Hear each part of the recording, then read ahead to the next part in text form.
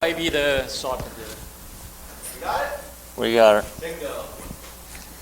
Got to call the right people in, I guess. That's the key.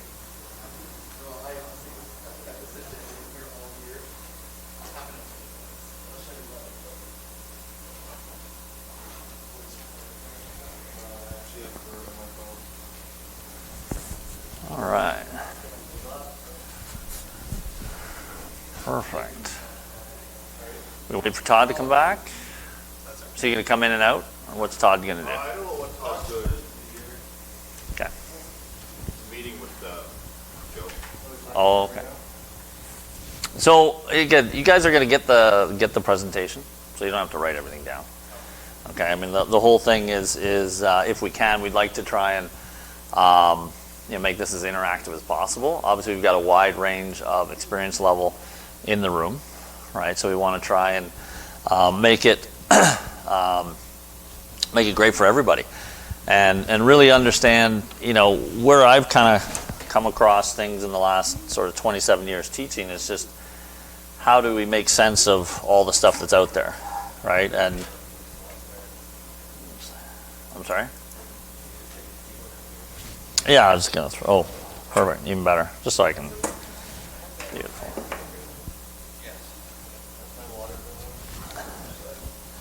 So basically, not have to worry about the sponsors. Okay.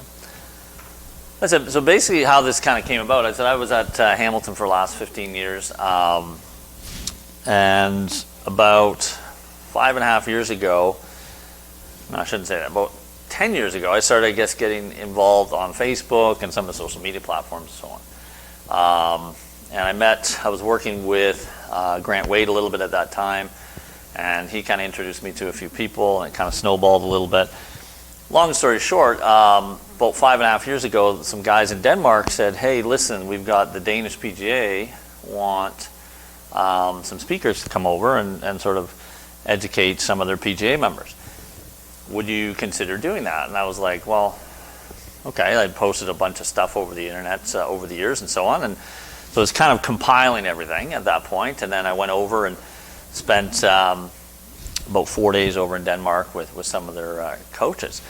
And since that time, the information, I've rewritten it, this will be 14th rewrite over the last 5.5 years. Basically just updating things. It's not really any that much different. It's just that language changes, different perspectives change. So in Denmark, there's a lot of stack and tilt guys and so on. Over there, a lot of golfing machine guys. So the language of the presentation at that time was sort of written in that language. When I do this in the US and some of the other places, the language is a little bit different. So moving the language around, that's the biggest part we have with, or problem, if you will, with our industry, is language. And a lot of times we're talking about the same things, it's just that we may articulate it slightly different. So now, with the last 2 online certifications I've done this month, I now have 1,016 pros worldwide have now gone through the certification, which is kind of cool. You guys will be obviously the next 7 or 8 added to that list. So I tried to, when I wrote this stuff down, I tried to do this in a way that we could all agree, right? That's the thing. You put 1,000 pros in a room and you're going to have chaos, right? Because one guy is going to say you got to do it this way, and somebody else is going to say you got to do it this way, or whatever happens to be. So I tried to sort of branch through that a little bit and say, instead of looking at it from, let's say, my preference standpoint or somebody else's preference standpoint, let's look at the facts of this first, okay? And let's present these things in a sort of factual manner. And so what that led to was kind of, in a way, kind of led to me down the sort of anatomy road, if you will, and say, okay, listen, we all have a different body. We all have different strengths, different weaknesses, different mobility levels, different flexibility levels. How can we manipulate these things and move these things around to satisfy not just your good players, your good athletes that are coming to see you, but also, obviously, Mrs. Havikamp, right? Or Mr. Havikamp. Or the senior, or the person with, artificial hips and knees and elbows and everything else. How can we help them play better golf? So if we understand the anatomy and how they kind of work a little bit in terms of the delivery of the club, we can then build anything. Okay, so you're not stuck in a style. You don't have to teach everybody George Gankus. You don't have to teach everybody, stack and tilt or something in between. Okay. So first thing, if you look at that, can you see that okay? Yeah. You see it, John? You can move over if you want or wherever you want to feel comfortable. So the big thing here when we look at this, so we look at obviously Tiger Woods here on the screen here. That's 6 different golf swings and basically 6 different eras. If you're an old guy like myself, and maybe Grant's kind of about the same age as me, we kind of recognize this the first time around when Tiger was really good in late 90s and everything else.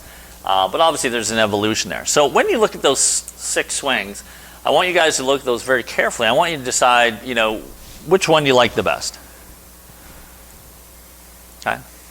So who likes 1996-7 in the top left corner? Who thinks that's the best swing? How about 2001 top middle? Okay, 2007, 2008, Hank Haney. You like that one?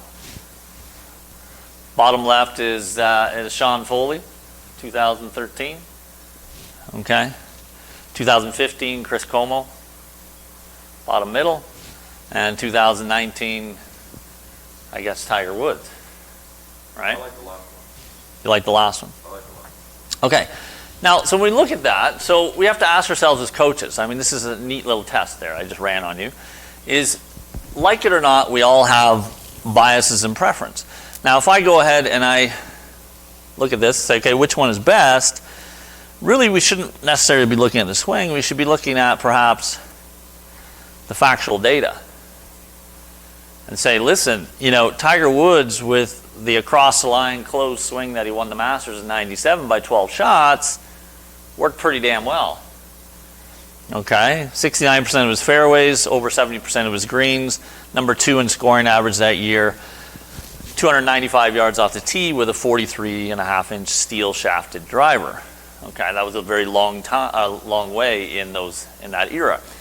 Now, if you look at, really Tiger at his very peak when he won 4 majors in a row, we see 298 yards, 71% of his fairways, 75% of his greens, blew away the scoring record at 67.8.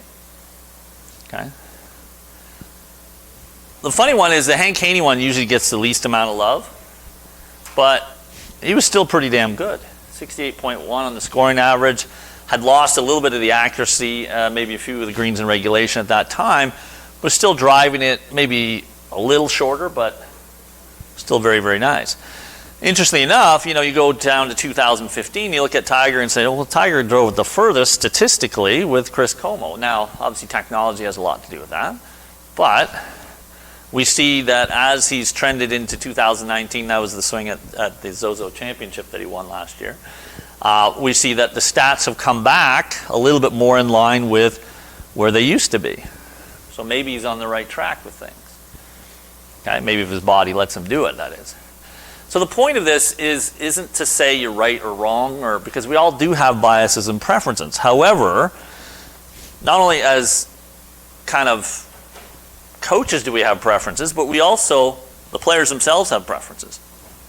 So when we look at this statement from Tiger Woods in 1997, after he had won the Masters, this is full of contradictions. Okay? Massive contradictions here. When we look at this, we have to ask ourselves, are we teaching technical substance or are we teaching preference? And this is a question I try and ask myself every single day.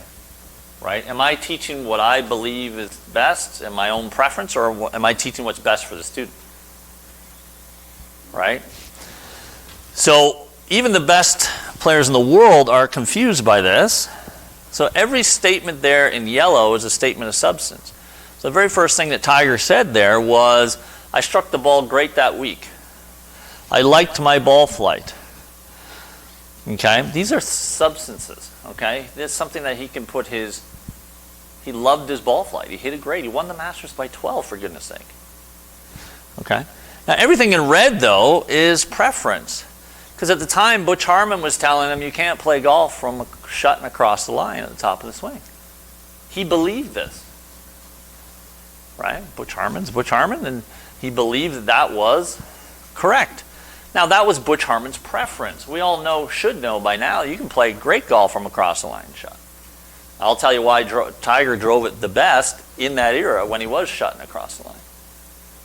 Okay? He hit it worse and worse and worse off the tee when he got less shut and less across the line. So we're going to talk about that later on. But my point is, by the time you finish this statement, Tiger sounds like he's a 60 handicap. I mean, he feels like he's a slasher here. He just won the Masters by 12.